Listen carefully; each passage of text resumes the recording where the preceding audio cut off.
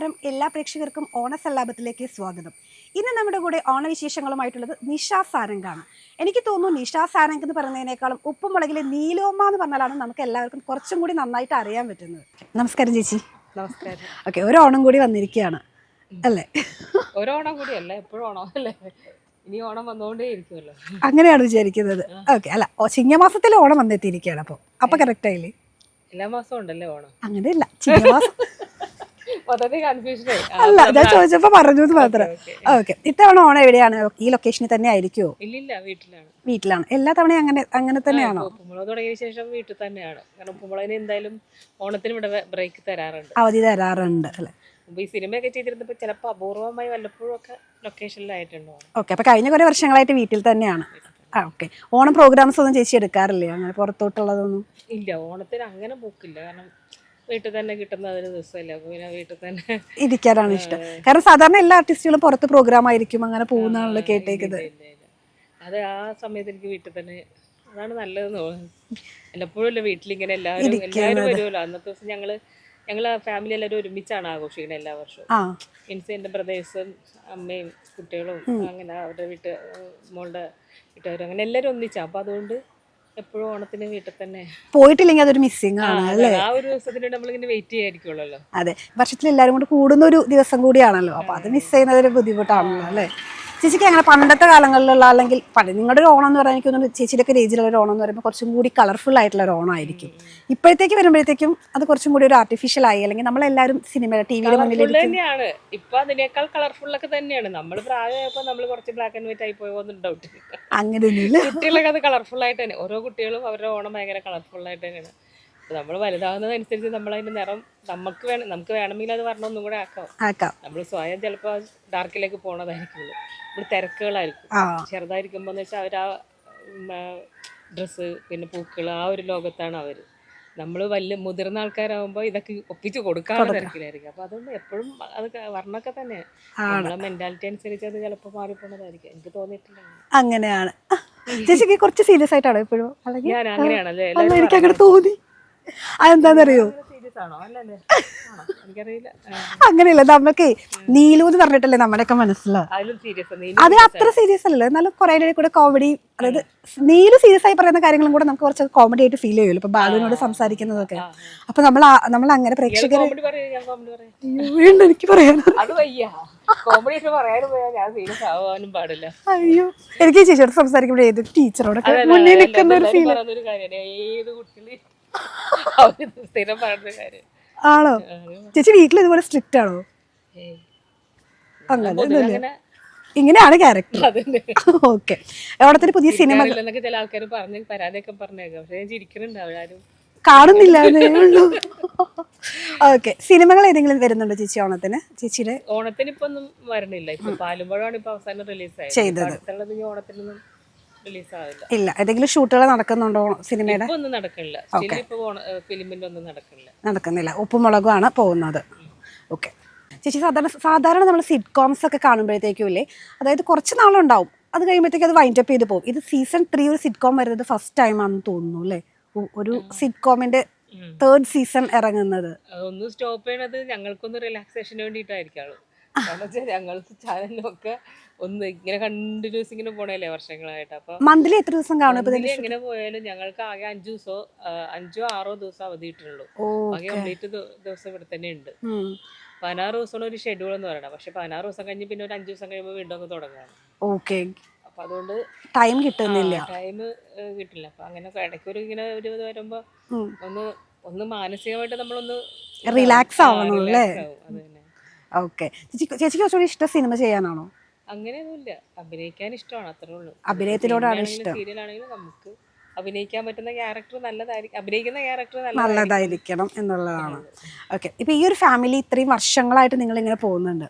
ഇപ്പൊ വീട്ടിലൊരു ഫാമിലി പോലെ തന്നെ ആയില്ലേ ഇവിടുത്തെ പിള്ളേരൊക്കെ വളർന്നു, അവരുടെ വളർച്ചയ്ക്ക് ചേച്ചിയുടെ കൺമുന്നിലായിരുന്നു.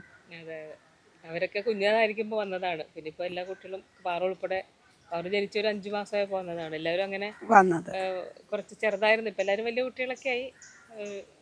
ഇപ്പോൾ സീരിയലുകളാണെങ്കിലും സിറ്റ്കോംസ് ആണെങ്കിലും നമുക്ക് കുറച്ച് നാൾ കഴിയുമ്പോഴേക്കും ആൾക്കാർക്കൊക്കെ മടുക്കും. ഇപ്പോൾ എല്ലാവർക്കും 30 സെക്കൻഡ്സ് റീൽസ് മതിയല്ലോ. ഈ 3 സീസൺ ഇറങ്ങിയിട്ടും റേറ്റിംഗിൽ ഈ ഒപ്പം മുളകും മുന്നിൽ തന്നെയാണ്. അതിൻ്റെ ഒരു സീക്രട്ട് എന്താ?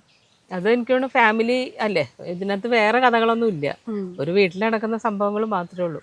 അപ്പോൾ എല്ലാവരും ഫാമിലിയെ ഇഷ്ടപ്പെടുന്നു എന്നുള്ളതാണ്. എല്ലാവരും അവരവരുടെ ഫാമിലിയെ ഇഷ്ടപ്പെടുന്നത് കൊണ്ട് ഉപ്പുമുളകും കാണുമ്പോൾ അത് മിസ് ചെയ്യുന്ന ആൾക്കാർക്കൊക്കെ അത് കുറച്ചും കൂടെ അവർക്ക് ആ നഷ്ടപ്പെട്ടു പോണ ഫാമിലി ലൈഫ് തിരിച്ചു കിട്ടുന്നത് എനിക്ക് തോന്നുന്നു ഉപ്പുമുളകും കാണുമ്പോഴാണ്. കാരണം എല്ലാവരും രാവിലെ ജോലിക്ക് പോകണു, അത് കഴിഞ്ഞ് കുട്ടികൾ പഠിക്കാൻ പോകണു, വൈകുന്നേരമാണ് വന്ന് കയറണം, അതിനിടയ്ക്കുള്ള സംഭവങ്ങളൊക്കെ ഉപ്പുമുളകിലാണ്. അപ്പോൾ ആ ഒരു പിന്നെ ആണെങ്കിൽ മിക്ക കുടുംബങ്ങളിലും ഒരു കുട്ടി അല്ലെങ്കിൽ 2 കുട്ടിയൊക്കെ ഉണ്ടാവുള്ളൂ. അപ്പോൾ ഇത്രയും കുട്ടികളൊക്കെ എല്ലാവർക്കും വേണമെന്നൊക്കെ ആഗ്രഹമുള്ളവരൊക്കെ തന്നെയാണ്. പക്ഷേ ഇതെല്ലാം കൂടി ഇപ്പോഴത്തെ ഒരു ജീവിതത്തിന്റെ ഒരു നെട്ടോട്ടപ്പാശയിൽ ഇതൊന്നും അവർക്ക് സാധിക്കുന്നതല്ല. അപ്പോൾ ആ സന്തോഷമൊക്കെ ഇപ്പോഴും ആൾക്കാരുടെ എല്ലാവരുടെയും മനസ്സിലുണ്ട്. അതുകൊണ്ടാണ് ഉപ്പുമുളക് ആൾക്കാർ ഇഷ്ടപ്പെടുന്നത് എനിക്ക് തോന്നുന്നു. പിന്നെ ഒരു കുടുംബത്തിന്റെ പോസിറ്റീവാണ് ഏറ്റവും കൂടുതൽ ഉപ്പുമുളകുള്ളത്. ഒരു ഭാര്യ, ഭർത്താവ്, കുട്ടികൾ, അച്ഛൻ, അമ്മായിയച്ഛൻ, അമ്മായിയമ്മ, അപ്പൂപ്പൻ, ഇതൊക്കെ എല്ലാവരും ഇപ്പൊ കുറേ മിസ് ചെയ്യുന്നുണ്ട് തിരക്കിൻ്റെ ഇടയിൽ. അപ്പോൾ മുളക് കാണുമ്പോൾ കുട്ടികളൊക്കെ അതൊക്കെ ഭയങ്കര എൻജോയ് ചെയ്ത കുഞ്ഞു കുട്ടികളൊക്കെ ഇത് കാണുന്നത്. അപ്പോൾ അവർക്കൊക്കെ ഇതൊക്കെ ഭയങ്കര ഇഷ്ടമാണ്. അപ്പൂപ്പൻ, അമ്മൂമ്മ, അച്ഛൻ്റെ അമ്മയുടെയും വഴക്ക്, അതിനിടക്ക് കുട്ടികൾ കയറുന്നത്, ഇതൊക്കെ അവർക്ക് മിസ് ചെയ്യുന്നത് ഇതിനകത്തുനിന്ന് കിട്ടുന്നുണ്ട് ഇപ്പോൾ. അപ്പോൾ എനിക്കോട് അതായിരിക്കും ഇപ്പോഴും എല്ലാവരും. പിന്നെ കുഞ്ഞു ഫാമിലിയിൽ നടക്കുന്ന കുഞ്ഞു കാര്യങ്ങളൊക്കെ അതൊക്കെ അവർക്ക് എൻജോയ് ചെയ്യാൻ പറ്റുന്നത് ഈ പ്രോഗ്രാമിലൂടെ മാത്രമാണെന്ന് എനിക്ക് തോന്നുന്നത്. ബാക്കി ഇപ്പൊ ഫാമിലി പ്രോഗ്രാംസ് ഇഷ്ടം പോലെ ഉണ്ട്. പക്ഷെ ഇതുപോലെ ഈ വീട്ടിൽ നടക്കുന്ന മാത്രമേ ഉള്ളൂ. ഇതിനകത്ത് വേറെ പ്രശ്നങ്ങളൊന്നും ഇല്ല അല്ലേ. അത് മേടിച്ചില്ല, ഇത് മേടിച്ചില്ല, അത് ചെയ്തില്ല, ഇത് ചെയ്തില്ല, ഇതൊക്കെ നമ്മുടെ വീട്ടിൽ എപ്പോഴും ദിവസം നടക്കുന്ന കാര്യങ്ങൾ. കാണുമ്പോഴേ എല്ലാവർക്കും അവരായിട്ട് റിലേറ്റഡ് ആണിത്. അപ്പൊ ഞാൻ കണ്ട എനിക്ക് നീലുവിന്റെ ഒരു ഇത് ഞാൻ ചിന്തിക്കും, അല്ലെങ്കിൽ ബാലുവിനെ കുറിച്ച് ചിന്തിക്കും, മക്കൾ ഇതല്ലേ എന്നൊക്കെ. അപ്പൊ അങ്ങനെ എല്ലാവർക്കും റിലേറ്റഡ് ആയിട്ടുള്ള ഒരു പ്രോഗ്രാം ആയതുകൊണ്ടാണ് ഇപ്പോഴും ജനങ്ങൾക്ക് അത് ഇഷ്ടപ്പെടുന്നത്. കോമ്പിനേഷന്റെ കാര്യം പറയുകയാണെങ്കിൽ ബാലു നീലു കോംബോ അതെനിക്ക് തോന്നുന്നു ഭയങ്കര ഹിറ്റ് ആയിട്ടുള്ള ഒരു കോംബോയാണ്. ഈ സിനിമകൾ കഴിഞ്ഞ് സീരിയലുകൾ ഇങ്ങനത്തെ കോംബോസ് വരുന്നത് കുറച്ച് കുറവാണ് ഇപ്പോഴും. ഇപ്പൊ ചേച്ചി പുറത്തൊക്കെ പോകുമ്പോൾ ചോദിക്കാറുണ്ടോ ഇപ്പൊ ബാലു എന്തി അങ്ങനെയൊക്കെ ആളുകൾ? അതിപ്പോ ഞങ്ങള് രണ്ടുപേരും പോയാലും ചോദിക്കലുണ്ട്. എന്നെ കണ്ട ബാലു ഇല്ലെന്ന് ചോദിക്കും, ബാലുവിനെ കണ്ട നീലുവോടെ ചോദിക്കും. അത് രണ്ടുപേരും ഇപ്പൊ പുള്ളിയുടെ നാട്ടിൽ പോയാൽ പോലും ചോദിക്കും ഭാര്യ എന്തേന്ന് ചോദിക്കും. അതേ ഭാര്യ എന്ന് പറഞ്ഞാൽ അതല്ല മറ്റേ ഭാര്യ. അപ്പൊ അതിപ്പോ എല്ലാരും അങ്ങനെ അത് ശീലമായി. ഈ പ്രോഗ്രാമിന് പോകുമ്പോഴും നിങ്ങളുടെ ആ ഒരു കോംബോ അങ്ങനെ വിളിക്കാറുണ്ട്? ഇപ്പൊ ഒരാളെ വിളിച്ചാൽ മറ്റയാളും വേണമെന്ന് എല്ലാരും പറയും. പൊതുവെ കൂടുതലും അങ്ങനെ തന്നെയാണ് വരാറുള്ളത്.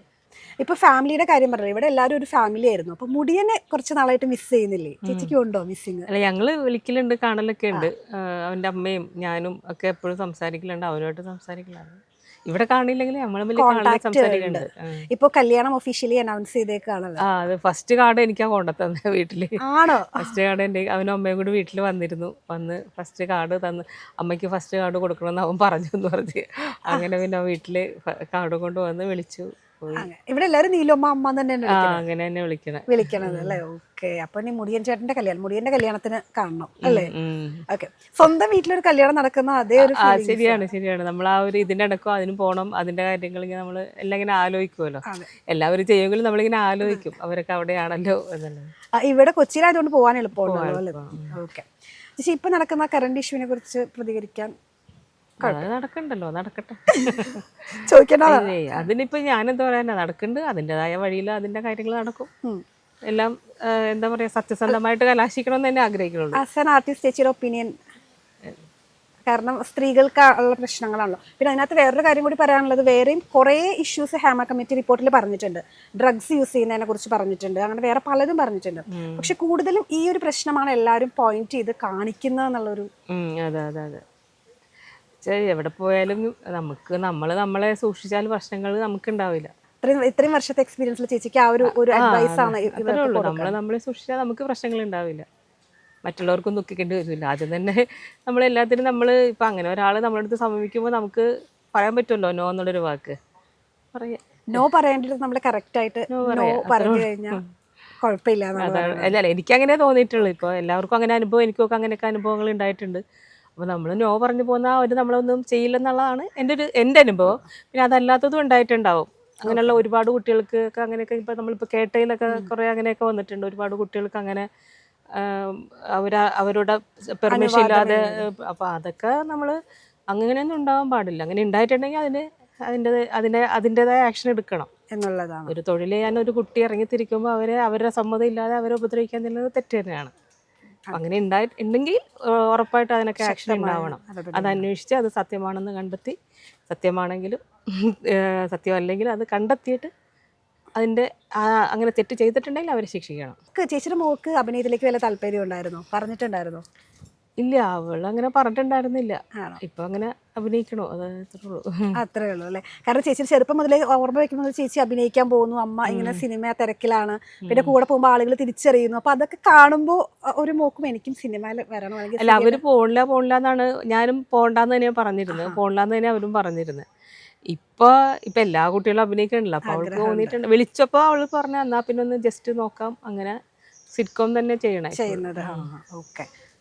ധാരാളം സിനിമകൾ ചേച്ചി ചെയ്തിട്ടുണ്ട്, ക്യാരക്ടർ റോൾസ് ആണെങ്കിലും കുറെ ചെയ്തിട്ടുണ്ട്. ഏകദേശം എത്ര ചിത്രങ്ങൾ ചെയ്തിട്ടുണ്ടാവും? ഒരു 100 ആയിട്ടുണ്ടാവും അല്ലേ? എനിക്ക് അത്രയും ചിത്രങ്ങൾ ചെയ്തിട്ട് പോലും ഈ ഒരു നീലു എന്നുള്ള ക്യാരക്ടറാണ് ആളുകളുടെ മനസ്സിലേക്ക് റീച്ച് ചെയ്തത്, ഹിറ്റ് ചെയ്ത് കയറിയ ഒരു ക്യാരക്ടർ. അതിനു മുമ്പ് ഇവിടെ ഉണ്ടായിരുന്നെങ്കിലും ഇതേപോലെ നേരത്തെ പറഞ്ഞ പോലെ കുറെ നമുക്കൊന്ന് കര പിടിക്കണമെങ്കിൽ നമ്മളൊന്ന് വെയിറ്റ് ചെയ്യണം. നമ്മൾ ചാടിക്കയറി പുറപ്പെട്ടാൽ ചിലപ്പോൾ നമുക്ക് എങ്ങും എത്താതെ പോകും.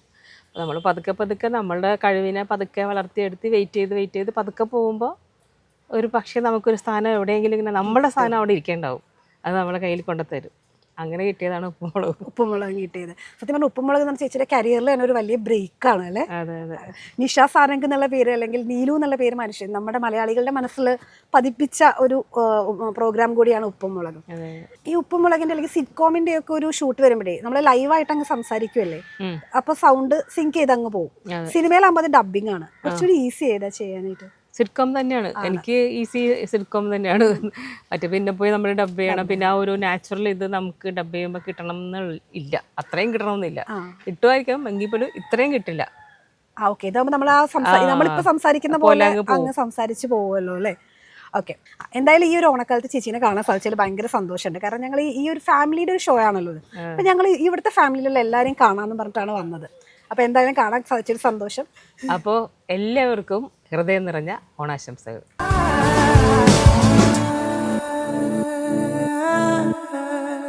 TCV ഓണം പ്രത്യേക പരിപാടികൾ നിങ്ങൾക്കായി സമർപ്പിക്കുന്നത് NTC finance in association with Swarnamukhi gold and diamonds.